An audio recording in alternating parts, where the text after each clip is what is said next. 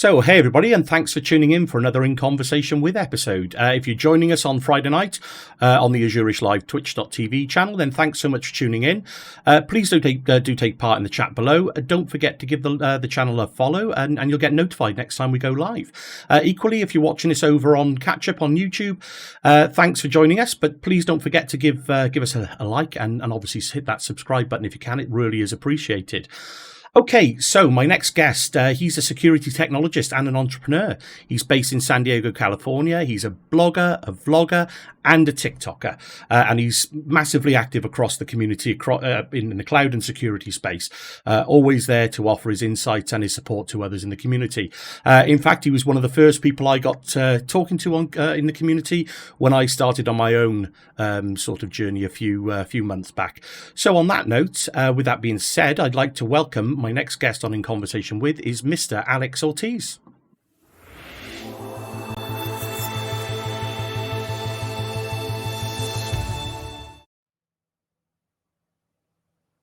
So, hey Alex, thanks so much for joining me. How are you doing? Pretty good. Thank you for having me on. Oh, not at all. It's a pleasure. I think it's a long time overdue. It's probably fair to say, Alex. I think like I alluded to, I think we started speaking probably pushing a year ago now, I guess, over on Twitter. How's things with you? Pretty good. I've been freelancing. I actually quit my job 2 months ago. So this week is my 9th week of being unemployed. And so I've just been experimenting, trying a bunch of different things, learning a lot, and kind of just trying to figure how to put food on the table. And do you know what? I noticed that you've done that. And before we get into all that good stuff now, I'll let you give yourself a little bit of a better introduction than I've given you. And it was one of those reasons I did notice that a few weeks back that's where you were going. So we're going to get into some of that goodness, I'm sure, in a minute. But I think it's probably fair to say we've got quite a plethora of topics to cover off today. But I think we're going to maybe focus a little bit on the cybersecurity side of things. But I mean, before we get started, Alex, do you want to give yourself a proper introduction? Let our viewers know who you are, what you're up to, what you've been doing. Okay. Yeah. So my name's Alex Ortiz. I'm based here out of San Diego. I was born and raised in Orange County, California, really close to Disneyland. So if anybody's ever been to the area, I grew up maybe 2 miles away. Lived there for 25 years, and I've been working in the defense industry for about 10 years. But because of my time there, my master's was paid for by my employer.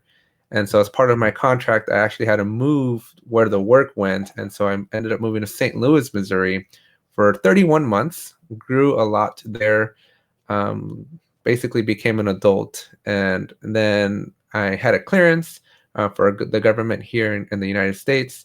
And so because of my clearance, Boeing, the company I used to work for, lost a major $50 billion contract. And the competitor that actually won, they set up shop across the street at a bar and basically just started handing out job opportunities to anybody and everybody that wanted to take them. Wow. So that got me back to California. They gave me the option between LA or San Diego. San Diego, if you're from that Orange County, LA area, San Diego is usually the vacation spot. It's a 2-hour drive. It's beautiful. And most people come this way just to have fun. And so I was given another opportunity at life here in California. So I took, you know what, why don't I just go where everybody goes to vacation? And so I set up shop here in San Diego and been living here since 2016. You can't do that to me, Alex. I literally just told you what the weather is like here. I like to joke with people that I live in sunny South Wales, and it's anything but sunny at the moment. So no, I mean, it sounds fantastic, to be honest. You're living the dream out in California then at the moment. Sounds like it, Alex.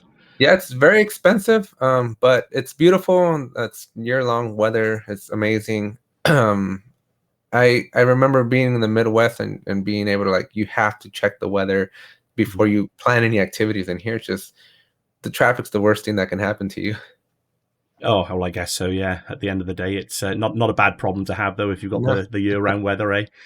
Right, where shall we start? Where shall we start? Because I think, well, certainly from my point of view, Alex, over the last year or so, I've seen you involved in so many fantastic sort of entrepreneur things that you're looking at. You've got Ape Tech Data, I think I've seen, where you're doing some great stuff around Scratch. You've obviously got the cybersecurity arm.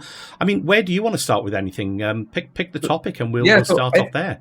So I'd like to go into how I got into TikTok, but maybe explain the journey and the trials and tribulations that I've gone through over my career, and Yeah. how I Okay. ended up coming to the decision of ultimately quitting my job.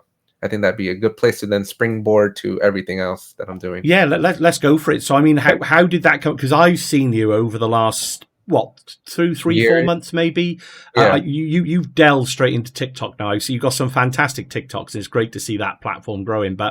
And it's certainly one that I've seen a lot of other people in the tech community start to hook into a little bit more. And so yeah, take us through that, Alex. Right. How did that begin, and where are you going?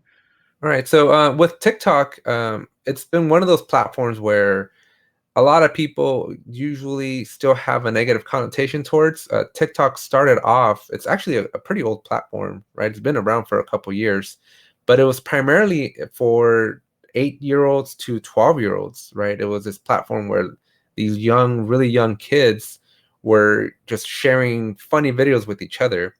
And then when the pandemic hit, all of a sudden everybody jumped on the platform, and the algorithm for TikTok is just magnificent, right? It's the one platform where you can go from not having an audience at all, and all of a sudden overnight have a million followers, right? And you cannot see that level of growth on any other platform, right? I've been trying to grow on YouTube, on Twitter, and on Instagram for years, right? And it is the barrier to entry and the barrier to get that kind of viral ability, if that's a Yeah. word, Yeah. right? To become Yeah. viral, it It is is so now. challenging.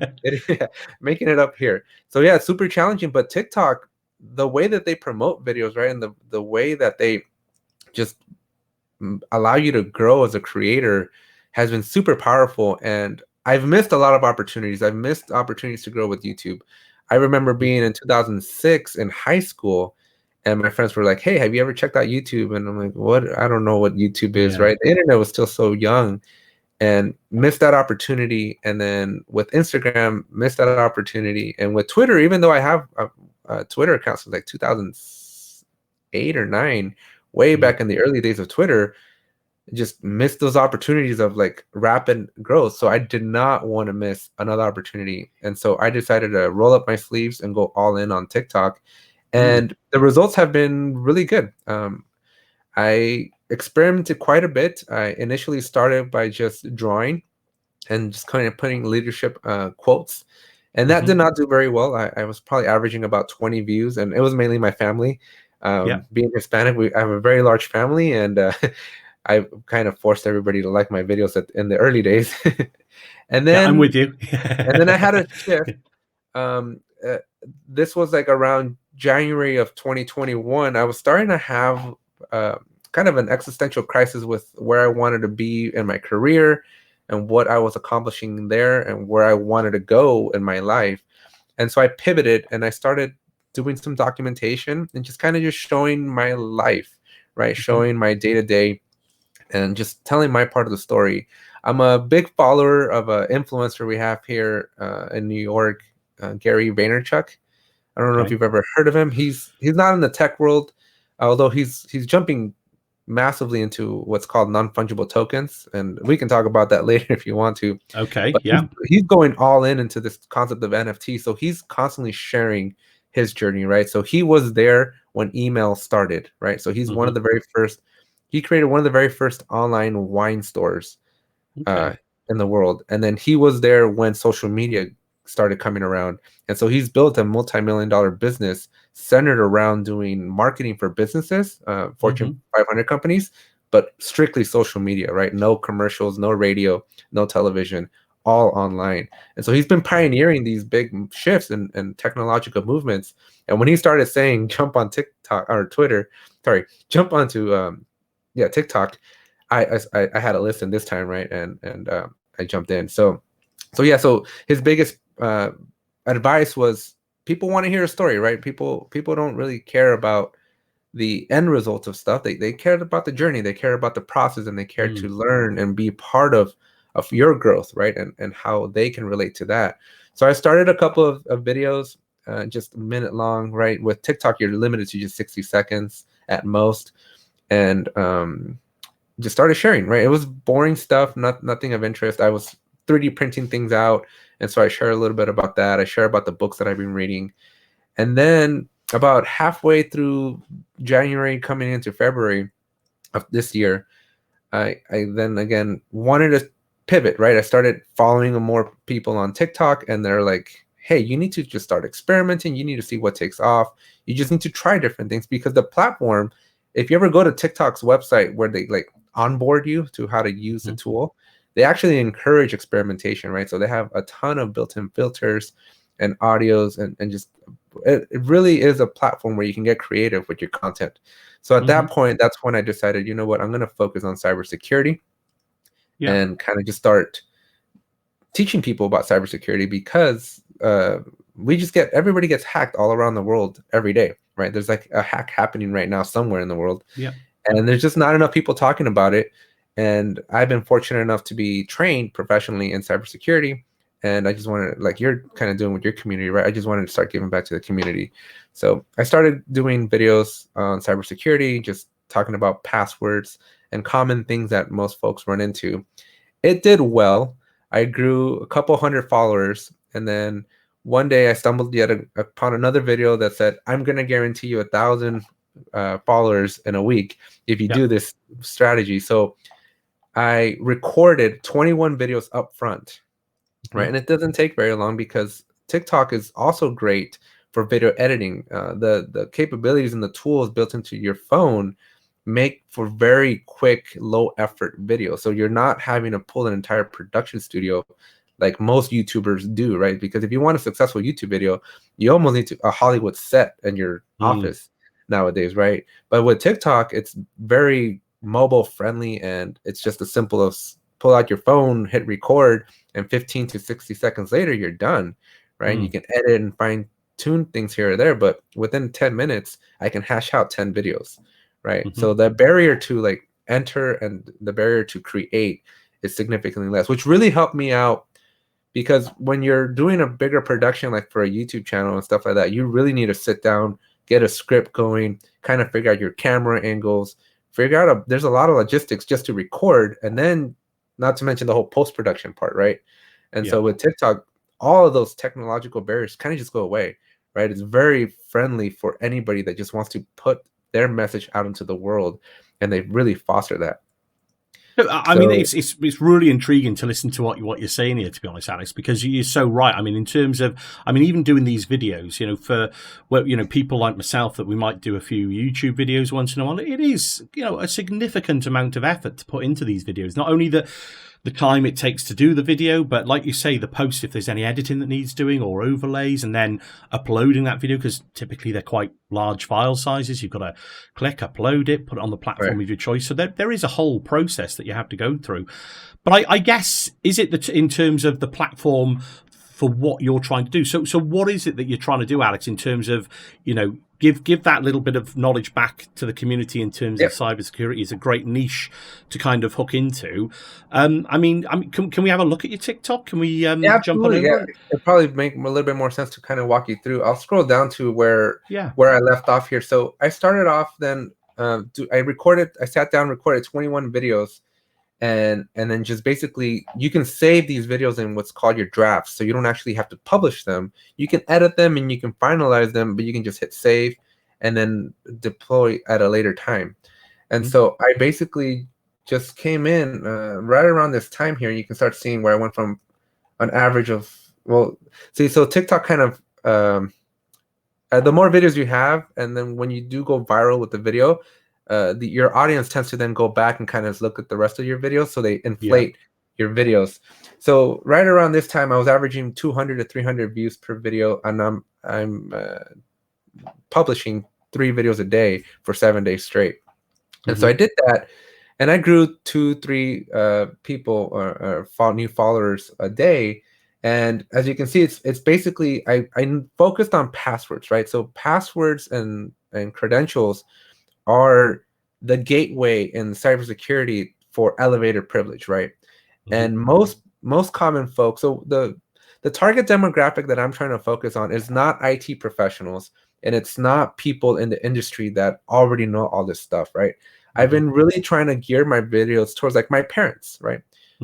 People that are stewards of the internet, right? They go on the internet to communicate with their friends and family. They shop, do some shopping, some online banking, right? But they're not aware of the dangers, right? They're not aware of the scams and all of the different bad things that hackers are doing to trick them into copying up their password, or basically trying to impersonate them, or do like identity theft and all those things, right?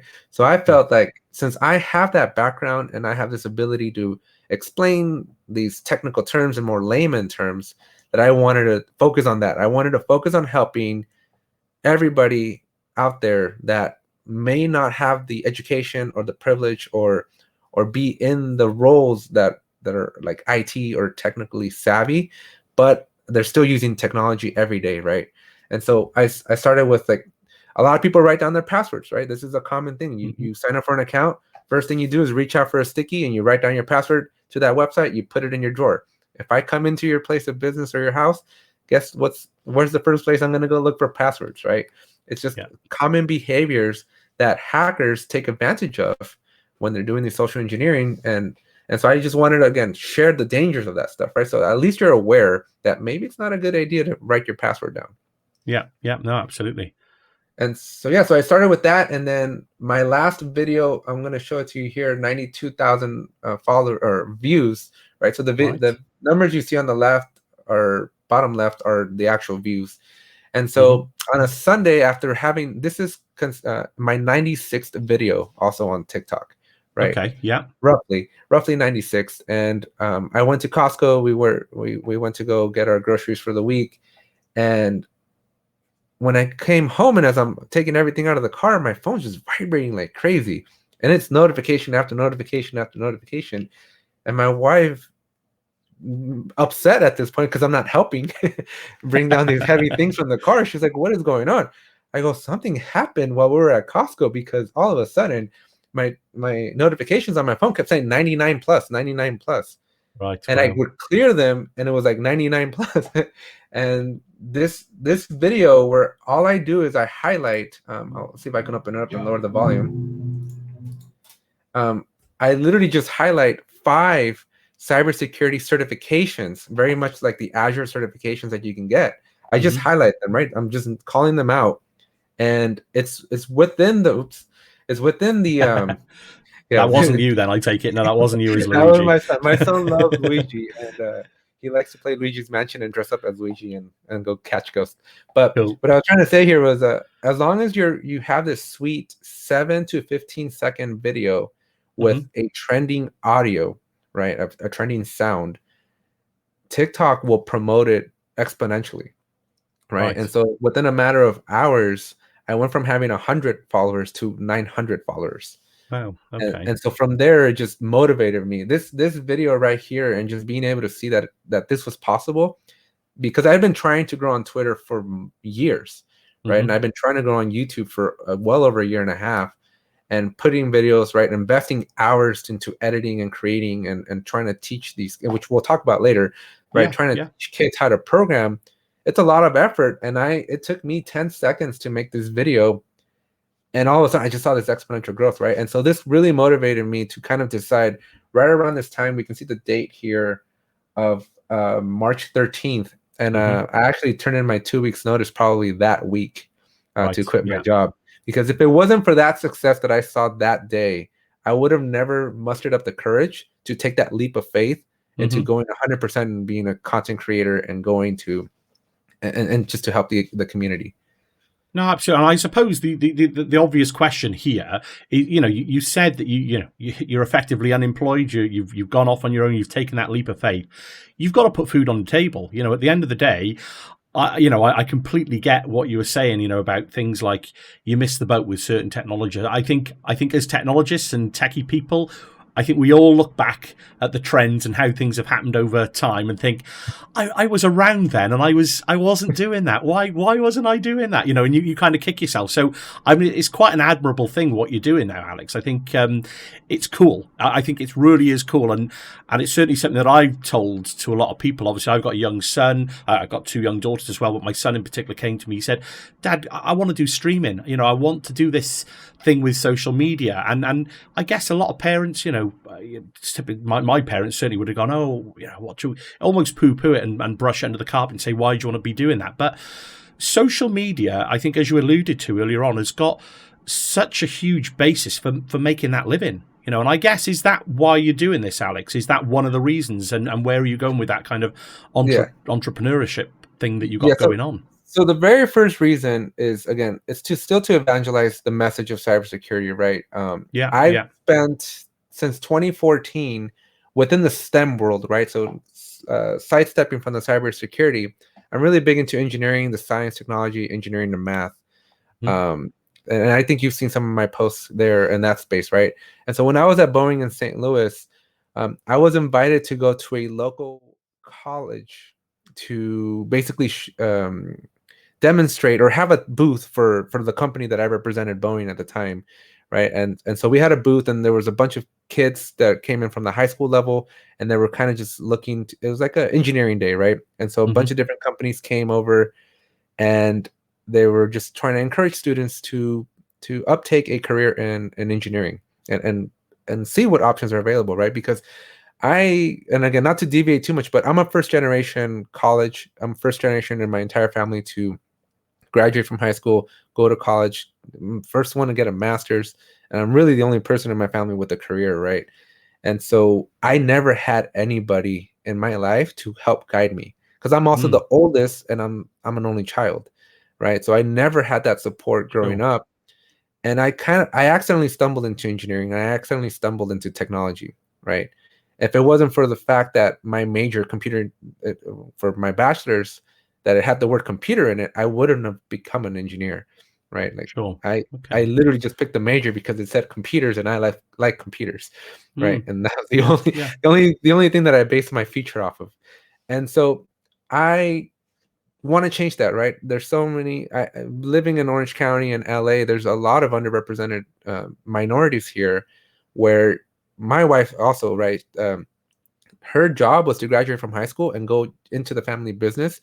Which, if you're a minority in these areas here, you're going into landscape, and you're going into construction, and you're just helping your parents with their day-to-day responsibilities, right? And so I want, part of my message is to help raise that awareness and show to students and to kids all around the world that, hey, there's like meaningful careers you can make out of here, right? And with my TikTok, that is so true, because I go live Monday through Friday for at least an hour, right? And I'm just answering questions, and repeatedly the people that come back to ask questions every day are these high school level kids, or freshman, sophomore, first, second year of college students. That they're interested in cybersecurity, but they don't know if they're going down the right path. They don't know what shortcuts there are in life. They don't know if they're doing it right. And so many of my conversations that I'm having, not in the videos, but through live, just through the messages that show up on the live stream, right? It's, am I doing the right thing? I'm doing this major. How would I go about getting an internship? How do I get this experience at the beginning, right? So I can see that at least the people that are watching are still my target demographic of confused individuals that know that they want to do something better in their life, and through my TikTok and through my YouTube, I'm able to kind of help people out, right? And provide the mentorship that I wish I had. And I remember back when we first started chatting on Twitter, that's what you were working quite heavily in with, was the YouTube channel, and that content about putting that. I mean, can we have a quick look at that, Alex, in terms of what you were doing in terms of your YouTube and the Scratch tutorials? I think just to pick you up on no, go on. Say. No. I said we just went up another subscriber since I just hit refresh. Oh, there we go. See, it's the power of recording a video about it. See, now I was going to say it's a really admirable thing. Again, I just loved hearing what you just mentioned there, Alex, in terms of you being kind of one of the people in your family that you kind of pushed through, against all odds, and you just kept going, and now you're looking to pull some of this content back and allow others to consume that and help. And to pick you up on the point you made there about college students or maybe younger kids coming through, if they're questioning, they're confused. I think it's probably safe to say that there are a lot of confused adults as well in the tech space at the moment, because because of the fast pace of change that is going on, and it's cool to see how you're using things like YouTube and now TikTok to get those messages across as different ways. It's really cool to see. So yeah, I mean, jump in. Tell us a little bit about so let me give you a Tech. little, let me give you a little backstory of why we started this channel, because my wife and I do it together, and I kind of left off of that story with Boeing being in St. Louis. One second, Alex. 1 second. So before I get into why I started the channel, let me finish the story with the Boeing, right, and being at that college and that event. So we have a booth, and we're the Boeing company, right, 100-year-old company, billions of dollars in revenue, and we had paper airplanes that we were showing and balsa wood planes, and I just thought to myself, I'm like, how am I going to inspire kids to become engineers with a balsa plane and a paper airplane, right? And so I was fortunate enough that the college at the time was only like 3 or 4 miles from my house. So I drove home and I picked up my 3D printer, because I had actually built my own 3D printer. It didn't work. It was still boxed up because I had just moved to St. Louis. But I just grabbed the box, put it in my car, drove to the college, and then just put the printer on the table, and every kid came over to just see it. And I was fortunate. I had some samples from when it did work. And then I was just showing them and talking about them. And I got so much interest that after the event was over, the coordinator for Boeing, the representative that coordinates all of the STEM education across K through 12, which is kindergarten through 12th grade here in the United States, which is ages 5 through 18, right? She's responsible for managing all the education outreach that Boeing does in the St. Louis region, the St. Louis Metro. And she calls me. She goes, "Did you bring a 3D printer to this event?" And I thought I was in trouble because I didn't ask for permission. I just went home and grabbed the printer to have something interesting to show. And I like just very scared said, "Yeah, that was me." And she goes, "Do you think you can bring it again? I have another event this weekend." And so from there, she really leapfrogged my interest and curiosity into how to help students out, right? And so through Boeing, I did a bunch of curriculums, and we developed programs to encourage kids to become engineers. When I came back to California, I lost that network. And so in trying to look for it, I was fortunate enough that I still talked to all of my all my teachers from grade school, right? And now those teachers had actually moved up the ladder at my district where I grew up, right? And again, underrepresented communities where 90% of the students, if they graduate from high school, that is a major accomplishment, right? And nothing else is expected of them to go beyond the high school level. And so I went and reached out. I was meeting with the superintendent of the district. I was meeting with principals of all the local elementaries and junior highs and high schools that I went to. And I was telling them, like, look at this thing that I built at Boeing and the impact that we had on the community. And immediately the responses were, it's not part of the curriculum. It's not part of the standards. We don't have time, and it's not something that we want to do.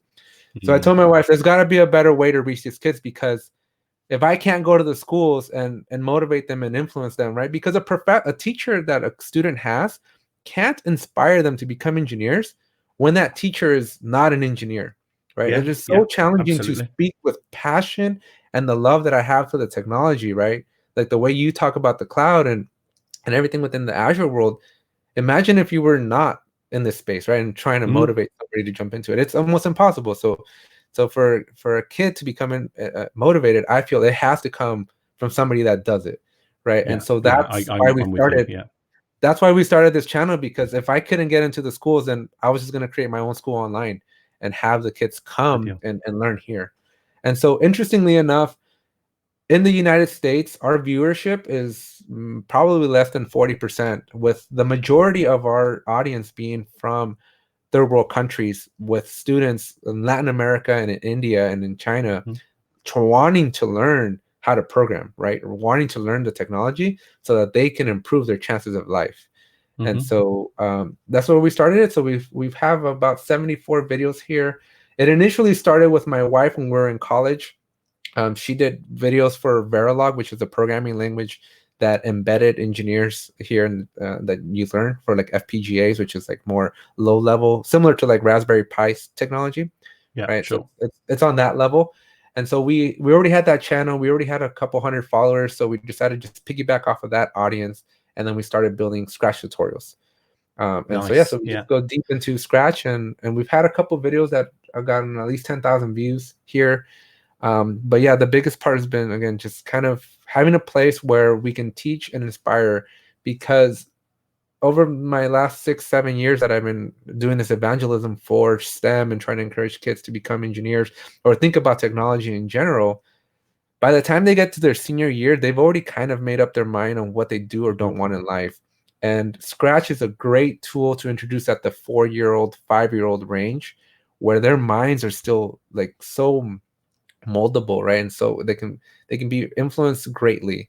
And not enough effort, at least here in the United States, is being done to encourage kids to become engineers, right? We have this thing called an hour of code, which like every school across the nation will spend 1 hour out of the entire school year teaching kids how to code, and Oh it's just wow. not enough, Yeah. right? Especially Yeah. when you don't have the right I motivations. agree. I think we did speak briefly about this, I think, a few months back, didn't we, Alex? I think in Yeah, terms of, yeah, you over in the US and what I do in the UK, I'm involved with a program called Barefoot Computing in the UK, which is it's not a YouTube thing, but it's about helping teachers, I guess, helping teachers introduce computer science type vocabulary into everyday syllabus, so everyday lessons. So, and show how teachers can actually transform their lesson plans into, that logical thinking and that programmatical thinking, and basically to teach kids how to be problem solvers, which is, the bottom line, what coding, and then it does introduce things like Scratch programs and Scratch things, which is why it caught my eye when we were speaking all that time ago. So I thought, oh, that's awesome to see that, you've gone off your back and you've created a lot of these tutorial videos. And in fact, when I saw it, I think it was one of those things I thought, what I'm going to do is I'm going to approach Barefoot in the UK to say, look, there is somebody doing this in the US. They put together, it's almost one of those things for even for personal development for teachers.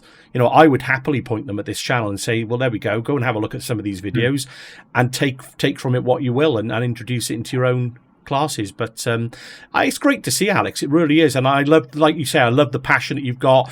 It resonates hugely with me and my own beliefs about STEM in the UK as well, because I don't think the US and the UK are too dissimilar in that sense with educating the young in terms of computing. And there's certainly things that could be done a lot better in the UK. Things are getting better, but there's still a lot that we could be doing. And it's cool to see that you're doing this over in the US, Alex. Yeah.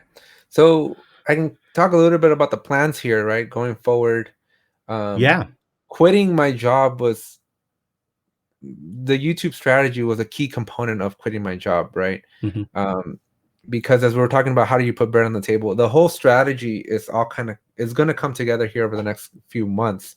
And I try to do this being full-time employed, and it's just, there's not enough time, right? Because what I'm planning on doing with Scratch is taking the computer science, AP computer science curriculum that the United States has, right? And it is based on Scratch already to a certain degree, right? But then creating resources, because the bigger problem that I saw was there's two sides to the coin. One is the students wanting to learn, but the second is that the instructors themselves don't know coding or programming Yeah. or cloud or anything, right?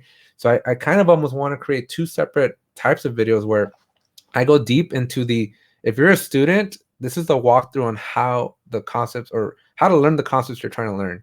And then if you're an instructor, here's the behind the scenes, right? Like, this is why this stuff is important. So I'm trying to create that, and I've been working with a friend of mine who's been in the industry doing similar stuff, but first person to person, and we're trying to figure out how to incorporate that into my YouTube channel. So that's going to be a big component going forward, where the majority of my videos, the next 100 or so videos, are going to be more based on those standards, so that instructors around the nation or around the world can at least have that more credibility and have that direct application back to what they're supposed to teach, right? Because these videos right now, they're great, but they teach you the concepts, but they don't really tie back to what you have to teach.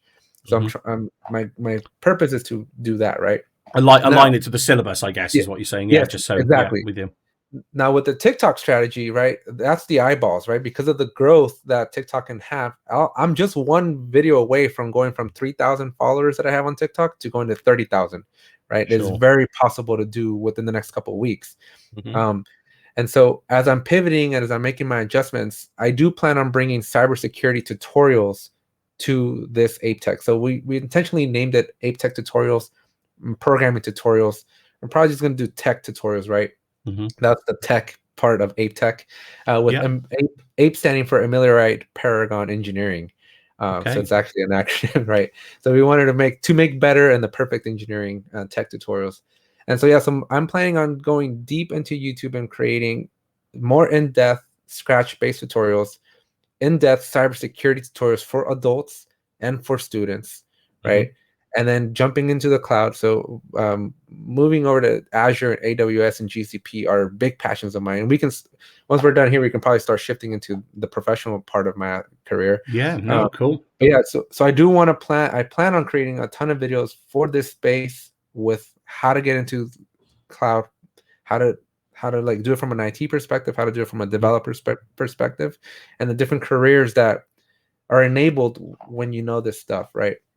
And then I'm also doing technical writing here because communication is such a key component that as technical people, we're usually taught that just know your skills, right? Know how to do the technical aspect of your job, but it's not very helpful if it's just up here. And if you can't articulate the words, and if you can't communicate your thought process on paper or just in a written form, right? It's challenging, right, to share your message. So part of my thing that I'm doing here is, again, I wouldn't have been able to. I would be able to do it working full time, but the process would have been nights and weekends. Yeah. And I just wanted to accelerate this because when I hit the 1,000 subscribers on YouTube, as you know, then that ad money comes in, the affiliates come in. TikTok, once you hit 10,000 followers, they start paying you as well, right? Mm-hmm. And so that's kind of the key to how I'm going to put bread on the table, is by doing all of this upfront work, it's going to start generating massive amounts of passive income for me. Yeah. And it's cool to see because, I mean, for somebody like me, it's making money from YouTube is definitely not on the horizon, or certainly not at the forefront of my mind. It's purely an outlet, but I guess it's always there. You see these these world famous YouTubers and potentially, I mean, I don't know of any TikTokers just yet. I certainly know of a lot of people on TikTok that have got a substantial number of followers now from doing similar kind of escapades that you're doing at the moment, Alex, and building that audience. But I mean, it really is cool to see that actually, does your job need to be this 9 to 5 thing? Can't you use your experiences and your skills that you've got, like you're doing, to educate other people? Mhm. And actually, is that not a modern day kind of new job, using these social platforms? And I think, one of the things that you mentioned about sort of revenue streams, I'm seeing a lot of this. A lot of friends of mine are doing very similar things where, they're looking to have multiple jobs. And certainly I've seen news articles around work, the workers of the futures, the millennials coming through now, going into work, because they're I don't know what the term is. I'm by no means an expert, but because I guess they're used to this fast pace of change with technology and move from this to this, and they kind of expect to have multiple jobs, multiple part-time jobs. And I mean, is that how you're seeing things at the minute, Alex? And is that where you're going with your own kind of career? Yeah, no, that was one of the major drivers, because as I sit down and kind of evaluate, on average, so I'm looking at a lot of data, right? I'm looking at what other successful people are doing, Mm-hmm. and I'm seeing their numbers at a minimum with a decent 2,000 to 3,000 follower subscriber here on YouTube. You could very easily be averaging $150 a day, which not much, but then on TikTok, for every million views, you're getting $15 from TikTok, right? Right. And I also have a podcast on cybersecurity, which we haven't talked about, but We'll I have get a to that pretty now. Yeah. we'll get to that. I'll pull it up. But yeah, I have an in-depth podcast on cybersecurity, where again, as I do promotions there, and I just had my first guest on my podcast last week, right? So as I do those things, and it'll show them. I mean, it's all kind of part of it, right? So if I can get a couple thousand followers on TikTok, or make $50 on TikTok a day through these videos, a couple $100 on YouTube, couple $100 on the podcast, and I'm not sure why it's taking forever to load, but and then I wrote a book on technical program management, which is the last thing I was working on before I quit my job, right? I was basically a glorified project manager, And so I Okay. wrote a Yeah. book on my techniques and strategy there. I got courses that I'm developing, right? Both from a paid perspective and from a YouTube perspective. Hmm. And then I'm doing the freelancing. And so this is where I think we started talking, right? In freelancing right now, I'm doing technical project management, and Hmm. specifically I'm doing Jira configurations. Jira is a tool for project management Yeah. that is pretty well known here. And I'm an expert at it. I've been using it for 5 years from an administrator and from an end user perspective. And Hmm. I've driven a couple multi-million-dollar projects to completion using this tool. So now I'm going back, and as I quit my job and I'm like, okay, I need to start making money now. Yeah. I've been able to get a couple $1,000s a month just in just doing 10-hour worth of work to companies that need Yeah. these services, right? And my next step, as I'm trying to evaluate, okay, so there's only the niche for Jira is so tiny, right? Hmm. I'm going to exhaust people needing help with Jira, right? And so um, the next pivot, I started looking at a gentleman by the name of Adam Elmore, and he's actually got all the AWS certifications, right? There's 11 of them that you can get, 12 when he was going through this journey. And he's averaging 60, 70,000 US dollars freelancing, setting up AWS and doing the configurations for AWS for small businesses and startups. Hmm. So that got me thinking, what's my next step, right? Where I ultimately want my wife and I to both be doing this business together, right? And so she's right now still working. She's a software engineer at a defense company, and basically she's carrying the insurance here in the United States. Your insurance is directly tied to your employer. So you don't have an Right. employer, you don't have insurance. Right. And I With have you. two Yeah. little ones, right? So it's a problem, right? It's a big burden to carry when you're an entrepreneur, you're unemployed, is Mm. where if something were to happen, that can wipe out your entire savings account overnight, right? Like Yeah. here, Yeah. With a you. trip to the hospital is at least $10,000-$15,000 Wow. for Yeah. one night. Yeah. I mean, And that's so yeah. Obviously, you're speaking to somebody that lives in the UK, and we have the NHS, and it's a case of we pay through our taxes, and national insurance is what they call it in the UK, and it's not a fraction of, I guess, what the insurances of the US cost. So yeah, Mhm. it's really strange times, I guess. Strange to be in these kind of different positions, isn't it? Yeah, but yeah, so going back to that though, but that insurance has been the single most here in the US has been what's held me back the most, right? Not Yeah. if my kids, they're super active. I have two active boys, right? If they go and break a bone, my entire Mm. savings, my entire runway can be eliminated overnight. And so that's why Mm. I waited so long to quit my job. And people thought I did it too prematurely, right? They thought, well, you should at least have money coming in. Mm. But I decided it was a perfect timing. I had just done my performance review, as all the bonuses had gone out, Yeah. and when I quit, at least 8 or 9 other people also quit, right? So I kind of just went in a Mm. bandwagon because it was just the right timing. And then I said, you know what? If I don't do this, I'm never going to do this, and I'm just Mm. going to be sitting on these goals. So I mean, look, whenever you're making this kind of move in your life, there is always an element of risk in everything, isn't there? And I think certainly one of the things I've learned in life is that, good things happen to those that take the risks or are prepared to right, take the risks. So, yeah, I mean, good on you, to be honest, Alex. I'm pretty sure you're going to make a success of it all. But thanks. it's cool to see how you're going now. But yeah, carry on. Yeah. Carry on. Well, so the next pivot then is going to be once I'm kind of exhausted the whole Jira stuff, I want to conquer cloud, right? I want to go specifically into Azure and to AWS because those are the two biggest ones here that most Hmm. companies are using in the US.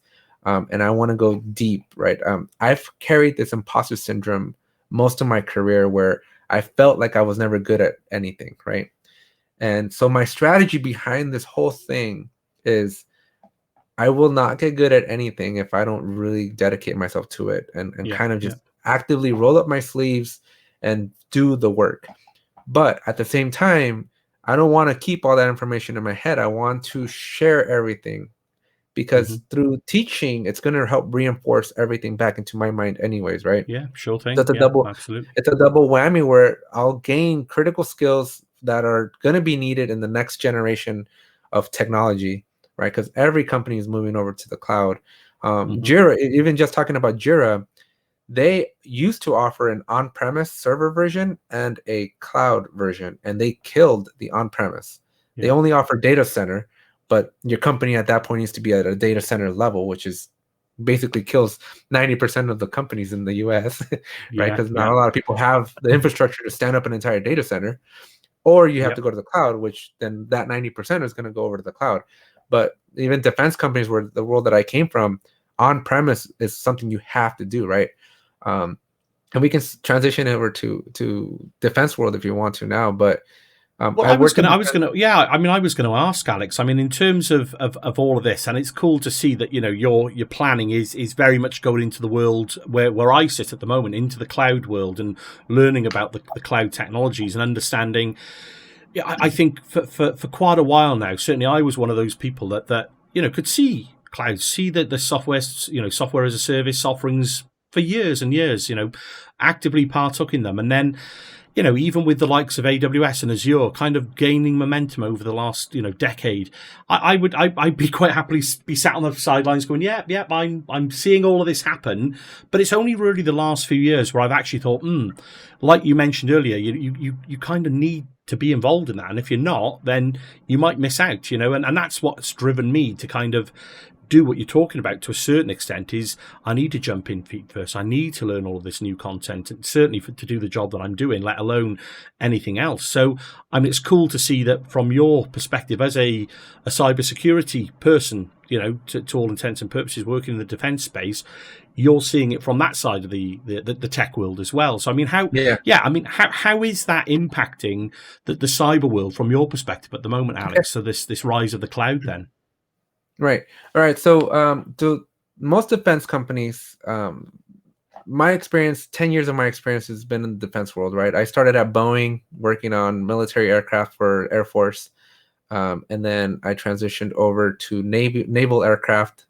And then when I came to Northrop Grumman back in San Diego, I was in the unmanned space for Army and Navy and Air Force as well, right? And so I've always been on this very restricted type of work where, because of the sensitivity of the data, right, you're building these aircrafts that have immense search and rescue capabilities. They have immense destruction capabilities, right? They have immense reconnaissance capabilities, right? They help map out the strategies for our military usage, right?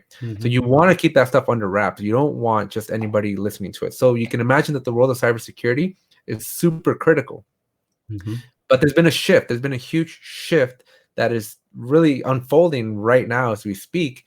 And that is all the data that all these aircrafts, like all the engineering work, right? All the planning, all the code, everything that makes up this multi-billion-dollar aircraft is all hosted on premise, right? And so these companies have to go and get the talent to protect their on-premise servers and all of their infrastructure, right? All their data, everything is in a building in some location somewhere around the US, right?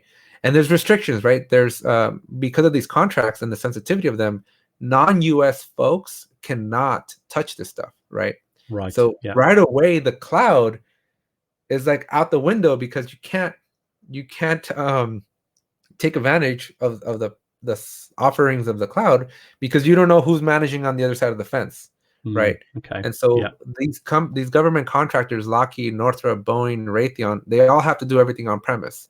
But there's been a huge problem, right? Lockheed Martin, the U.S. has one of the most advanced fighter jets. It's the F-22 Raptor, right? This plane is undetectable by radar.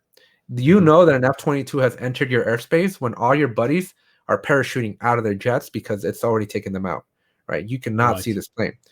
The Chinese have hacked into Lockheed's servers and stole all the things, and they've made their Y-22, which is a copycat of the F-22, right? And so these defense contractors... So Alex, sorry to chip in here, but I am marginally aware that this is going on a YouTube channel. So I'm with all of these words that are going to go into an algorithm. I'm joking. I'm expecting a knock on the door now. But no, carry on. Yeah. This is part of the story, right? So all of these things are happening, and it's public information that these hacks have happened, right? The shift now, the government saying like, whoa, hold up, guys. We can't be having these hacks happen so much, right? And so there's these new initiatives called the CMMC, which I'm blanking on the term for right now. But the government, up until today, has basically put the onus of cybersecurity onto the defense contractor to protect the data. Right. But the government's saying it's been on the honor system of the defense contractor saying, yeah, we're protecting your stuff, don't worry. But the government's at this point saying no more, right? We need proof that you're actually doing everything possible to protect the data. And a shift to the cloud is part of that major strategy, right? So these defense contractors are having, well, specifically the cloud providers, right? So your Azure and your your Amazons, your Microsoft and Amazons and Googles are having to create what's called the FedRAMP, right? These federal, there's these specialized versions of their cloud infrastructure that are isolated from the typical cloud, but they're still managed and maintained by the same folks or by the same group, right? But they're more restricted, right? So the access is U.S. only, right? The data that's going on there is for government use only, right? So the cloud manufacturers are having to shift also, right? And they're having to stand up these much more rigid cloud infrastructures that are gonna be abiding or enabling the government and their defense contractors to switch over. But because of the hacks that are happening, right? Specifically, just less than a month ago, the entire southeast part of the United States lost gasoline, right? There was no gasoline. The Colonial Pipeline, it was a victim of a ransomware attack, right? And the reason these things happen is because the individual contractors are having to pay for the defenses, right? They're having to pay for cybersecurity professionals, white hat hackers, if you will, to protect the assets. But they're not doing a good job. We're failing that war. And so what the government right now is pushing for here in the US is to let's get all this stuff off of on-premise and let's move everything to the cloud now that our cloud partners are creating these safer environments.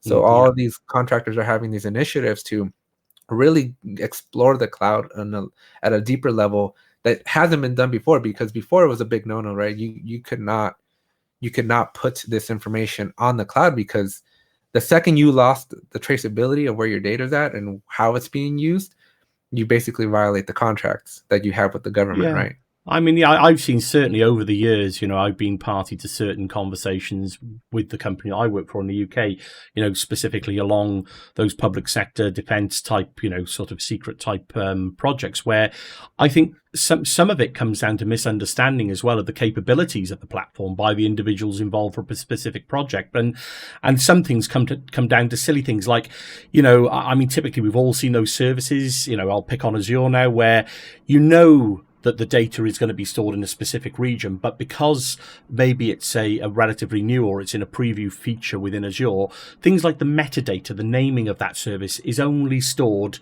in a data center in the US. So all of a sudden now, because certain elements of that data are stored in the data center, but the actual data isn't, it's a no-no. People just put up the barriers. So, I mean, it's probably been a long time coming, these kinds of government working with the tech companies, and I guess, to be honest, you could go quite deep into this because there's a lot of I suppose, what's the term, there's a lot of morality that comes into it then, and obviously the cultures that the governments are talking to the tech companies about handling everyday data, so there's certain things and principles that come into play then, I guess, as well. So it's quite an interesting journey that's happening at the moment. But yeah, I mean, so where are we in the US now then in terms of what's going on in that sense, where you mentioned lots of the defense contracts now, they're actually being looked at to use cloud first almost?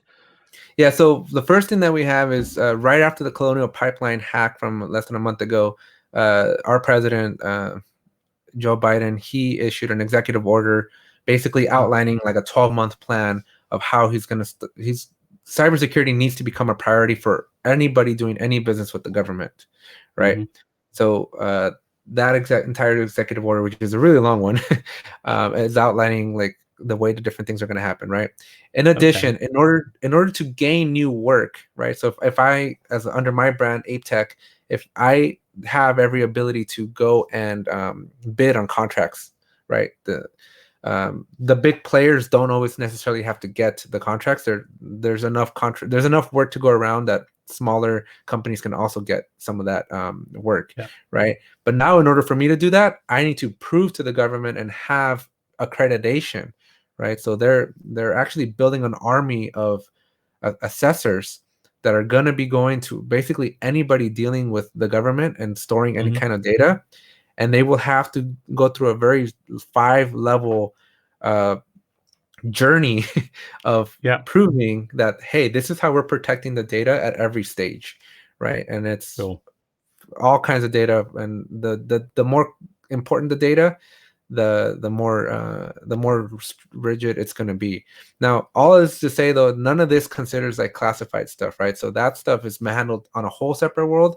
I won't even talk about that because that's the stuff where people are going to be knocking on your door, right? So this is all for like public-based information, where you still have certain aircrafts and certain products that the government works on are publicly known, right? The more classified stuff, that stuff's already under lock and key. And one of my worries though of moving to that these defense companies are going to start utilizing the cloud is Amazon's security and Microsoft security. I've been into their buildings, right? I've been into their facilities, and you don't necessarily have the same level of appreciation or the same level of paranoia that defense contractors usually have, right? Because what I can imagine 5, 10, 15 years from now is hackers understanding that all this data is centrally located in key parts of the country now, because you moved everything to a data center. And how do you take out those data centers, right? Like how do you break into those?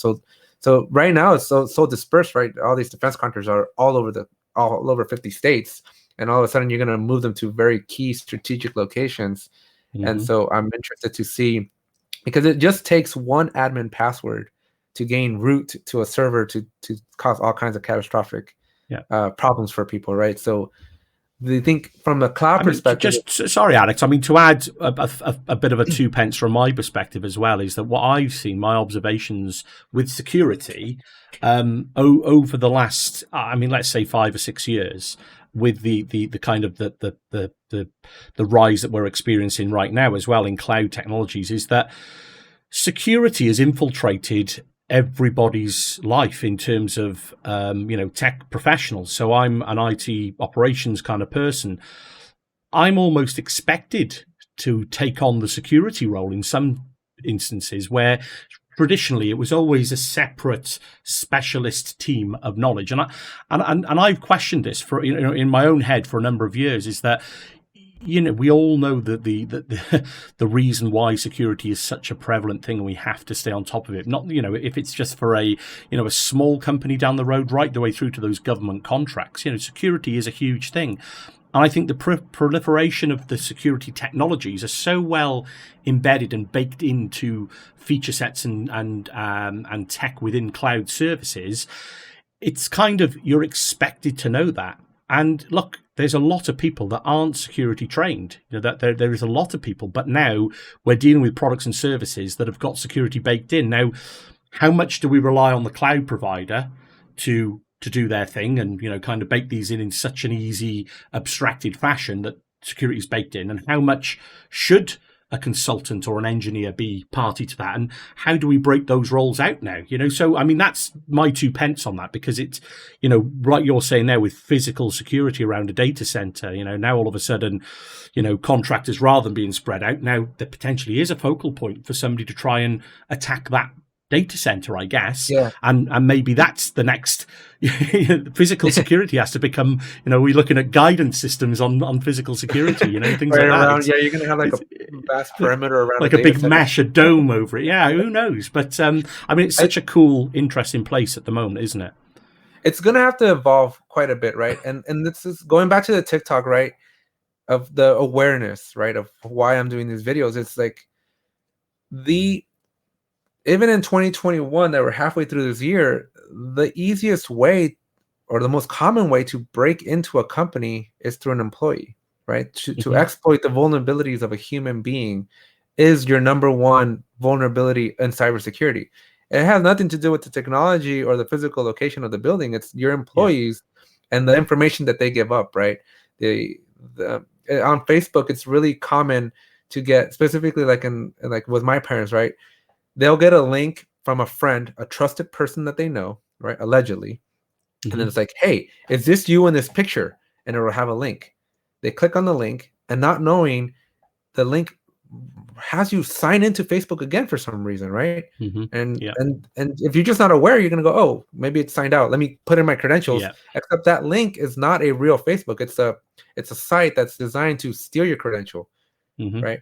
And now, if you're like most folks, you'd be surprised. I done a TikTok, right, on how many people still use the top 100 common passwords in the world. Like password 1234 is still used by like 20 million people. That's scary, 20 million isn't it? people. Yeah, Too many 20 million people. No, and it's a really interesting place to be in terms of security. You know, like you say, even with the Microsoft filter on what those guys are up to and what those, you know, those kind of features that are being brought out now. It's just, I think they released only recently an updated cybersecurity roadmap of the product sets that kind of protect Microsoft cloud services.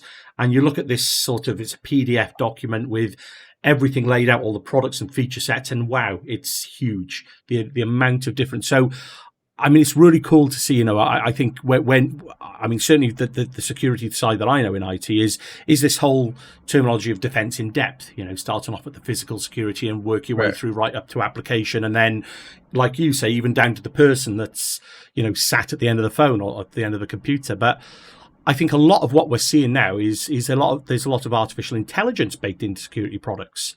There's lots of machine learning and clever algorithms that know, you know, and things like conditional access and privilege identity management. So there's lots of these things now.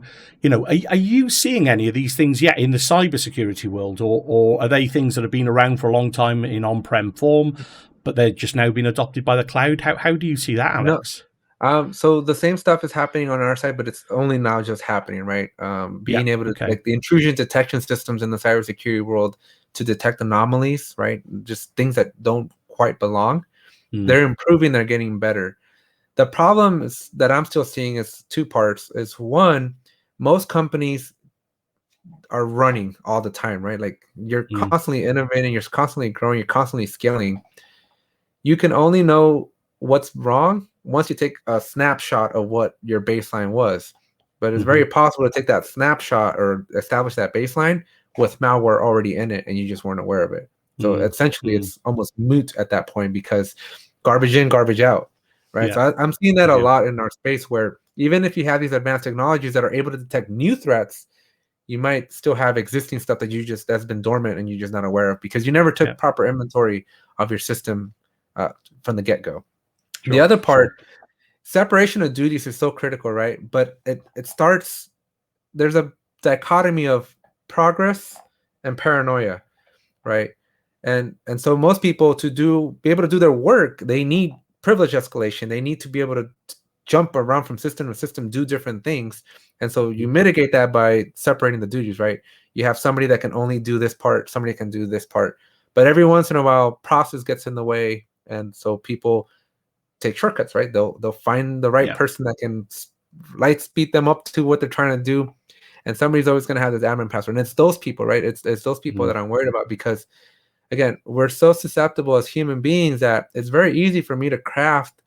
If I'm going to be breaking into a company, I'm going to invest the time and energy to build an attack, a social engineering attack that is going to work on that specific individual. I'm going to know everybody in their family. I'm going to know them by name. I'm going to know where they live. I'm going to know their favorite coffee. I'm going to know every aspect of their personal life to build this personal relationship because the payout is millions and millions of dollars. Yeah. Right. Yeah. The Colonial Pipeline cost and they actually paid it $74 million for the ransom. Wow. Yeah. So it's very lucrative for a hacker to invest that time. And something I want to also talk about comes back to passion, right? A lot of people coming into cloud and cybersecurity, a lot of people, and I'm not saying everybody, right? But this is usually the case for many, is the title of being a cloud practitioner or a cybersecurity practitioner comes with a certain eliteness, right? If it's great, it's you get paid well, right? It's a very lucrative career, right? It's the benefits are great, you're making a lot of money, and it's something that rewards you a lot compared to other professions, right? So a lot of people are jumping into the space for that reason.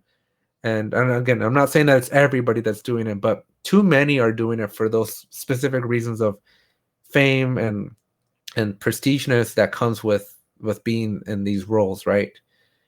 But the hackers, right, the people that are trying to cause problems within the cloud space and within cybersecurity, they're passionate about what they're doing, right? They live, eat, and breathe being able to dominate something, right? To be able to take advantage or exploit something. And you have your professionals that they have to follow rules, they have to follow processes, they have to follow management approvals and the separation of duties. And you just can't react the same way that an attacker has, right? So the technologies and even all the AI stuff, it's all still psychological and stuff, right? Like even with an advanced AI system to detect these anomalies, as long as you still have humans in the loop, you're gonna have a lot of vulnerabilities, right? Because absolutely. these people that are designed like yourself, right, you're paid to protect these systems and to bake these solutions into your architectures and stuff, right?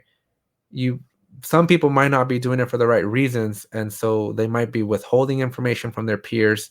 They might see a problem, but they might be too embarrassed to call out like, hey, there's a problem. They'll try to fix it, right? And so they're as they're scrambling to try to fix it or cover up a mistake, an attacker can come in and sweep in and take advantage, right? And so as long as that rules kind of exists, it's going to be a chicken and egg problem for a while. Oh, without a shadow of a doubt, and I think that's probably what I was alluding to earlier when I mentioned around, people like myself are going in and speaking to business now on cloud technologies, and that, it's just the technology just seems to be moving on exponentially fast, which is for the good guys great. For the bad guys, it's probably even better, So, and when you think that, you talked about your own cloud journey, your own learning journey, we're all human beings. We're all doing this journey for ourselves, and to try and keep up with the fast pace of change. And if you've got one bad actor, one person, like you say, that is so determined to target an individual or a company, it's such a difficult battle to kind of win, isn't it? I mean, certainly you see some of these major breaches and major hacks over time, ransomware, malware, all sorts of things. It's a difficult situation. So I get, what do we do? Have you got the silver bullet answer? I mean, what do we all need to do? Yeah. So part of my interview for my podcast that I did last week was with an author who was also my professor in cybersecurity, and his book is called The Smartest Person in the Room. And his premise is we are losing this war on technology because we're missing empathy, and we're missing these fundamental human behaviors that are causing us to have conflict with one another. And we lose focus of the greater purpose of why we're here, to protect these assets and these systems, right? So his thing is, so many people are hiring for people that have the right certifications, right, that have the right skill set, these technically advanced folks. But his argument is that because we're hiring these people that look great on paper, we're actually hurting ourselves even more, because if you're not passionate and you're not in this, this is not what you live for, right? Like this is not what you wake up every morning to do, it's going to be a bad thing. So his recommendation is we need to shift the way we hire folks, right? We need to shift the way we train folks. And the thought process is that we need to start valuing human relations a lot more than technical abilities, right? Because the technical part's only going to get you so far, but being able to quickly work as a team to counteract an attack is much more critical than knowing how to counteract the attack. Because even if you know how to do it, you still need to go through all the paper part or all the human part, right? And get a team together, and everybody's like bickering, and then just turns into a yelling match, and then you have the pressure of being under attack. And a lot of the certifications are memorization, right? And so you're learning facts and data, but then when it comes to the real thing where you have an intruder in your system, it's like that heat of the moment, your fight or flight system is going to go flight and not necessarily know how to fight very well. So his recommendation, and I think something that I've been rallying behind, is raising awareness, raising more people. That's why I'm starting at that kindergarten level, right? I'm starting at that 5-year-old level. For the next 20 years, we need to do better at the age of 4 and 5 to prepare these next generation workers to be passionate about what they're learning and not just jump into it because it pays well, right? These kids need to learn it out of the earliest age they can, so that it becomes part of their DNA almost, right? So it's becomes something that they're really passionate about, so that they can at least be at the same playing field as an attacker. Because an attacker is investing all their time into. But remember that 4 or 5-year-old that you're training now could turn out to be that attacker. They could, right? So it's a double-edged sword, right? But then again, that's why so much of the technology that I just feel is so underappreciated is like the human psychology part of it, right? Like the environments that you grow up in, right? Your problems with your spouses or problems with your family. While most people tend to ignore it, it does have a significant impact in the technical field, right? Oh, 100%. And I joke, of course, I joke when I say that. But the point, I completely agree with you, Alex. I think that whole ethos of being passionate about what you're there to do is certainly plays a part. And I've seen it myself, certainly with hiring people into the organization where I work. I mean, one of the key things I say is, look, we're not here to hire people based on their skills. We're here to hire people based on who they are as people, because it really is about technical skills can be learnt, whether you spend time, your own time digging into something, or you go on a paid for course or whatever it may be. Those technical skills, I really believe they can be learnt. It's the empathy, like you say, and the relationship building and the team player mentality. Sure, there's probably coaching courses available for those things, but my belief is that you're kind of one of those people, or you're not, right. and learning those skills is not an easy thing to do, is probably my take on it. Yeah. No, definitely. Like my last job, we were standing up, we were migrating from AWS to GCP, and the lead, no empathy whatsoever, and it's his way or the highway. And it got to the point where everybody quit, right? Everybody on the team left, and now he's got carrying the whole burden. And if he does something wrong, right, he doesn't have anybody else to work with because he can't work well with others. Yeah. And so vulnerabilities in the design now are going to be introduced because there was nobody else that could have helped, right? And even if they wanted to help, Absolutely. their opinions wouldn't have been valued because they probably get shut down, right? I've been turned away and turned off so many times from offering ideas, but my management with no empathy go, that's a dumb idea, we're never going to do that. And then from going forward, you never offer up anything else, and it creates a toxic culture.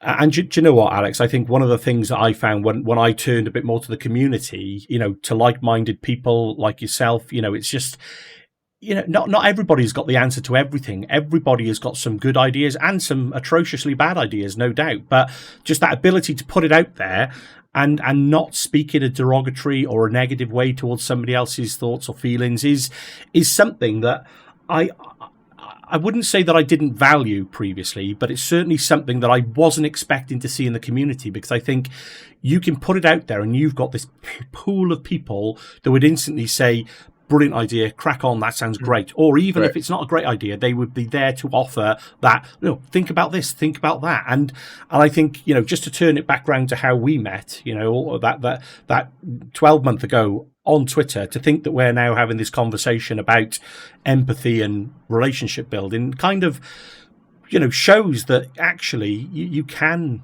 do this, and people should be able to do this across the globe. And just how all of that ties into something as important as cybersecurity, and really being that person being the weakest link, that human being the weakest link in cybersecurity, and how do you get those people to be more aware? And so seeing what you're doing with TikTok, seeing what you're doing with the YouTube series is all kind of playing into that grassroots level, getting people excited and interested and hooked into what the message is you're trying to say is. To say it frankly, is brilliant to see, Alex. And I think the world would be a greater place if more people were like you doing this kind of stuff, because there are lots of people across the community doing this kind of stuff. But it's been a bleeding fantastic conversation, to be honest, Alex. Before we wrap it up, is there anything else you want to touch on now? Because I think we could go on for hours and hours here. Yeah, I got a 9:30 here my time. No, one last thing I want to mention that you just said right now is, when I first started, I thought my target demographic was IT professionals, right? I thought that whatever I do, even within the cloud world, that I wanted to help further cloud professionals. But the egos in that space, and even within cybersecurity, right? Like if you post the wrong information, you get attacked so much, right? Like there's so many haters on the internet. Yeah, there are. Yeah, and unfortunately. It's very discouraging. So that's kind of why I took a conscious shift to say, I might be wrong, and I have no problem owning that I'm wrong about something, and I will gladly post updated information. Mhm. But I don't want to be scared to post things that I'm learning, because I'm learning, right? And you're not always going to know it 100% the first time around. And so that's why I kind of shifted to more awareness based than Mm. like facts, because with awareness there's at least that ability to like, hey, we're going to be making mistakes, and then but coming into it, you know that there's room for error, versus when I was trying to focus on like creating like true content for cybersecurity professionals, they're like, well, this is wrong and this is wrong, and I'm like, well, thanks guys, how about you help me maybe not be Yeah, wrong? yeah. And you know what, Alex? I think, I was going to add in at the end there is that maybe I've been fortunate enough. I mean, I've been putting stuff out there. Look, it's not finely polished. There's certainly room for improvement from my own perspective when I reflect on some of the content that I've created. And that comes down to various reasons. But I think I've been fortunate that I haven't been attacked, at any level on social media. And maybe that's the group of people that I've kind of got involved Right, with you in the found the right community. group. Well, yeah, and do you know what? I was just going to echo that, and this is partly what inspires me to keep doing these videos. Is for people like yourself or other people in the community. It's such a good place to be, in terms of. So when you start doing your cloud learnings and putting that back out, Alex, I'll be picking up on that, no doubt, and sharing that out. But I think you'll find that the cloud community, certainly from my perspective, is probably one of the friendliest communities.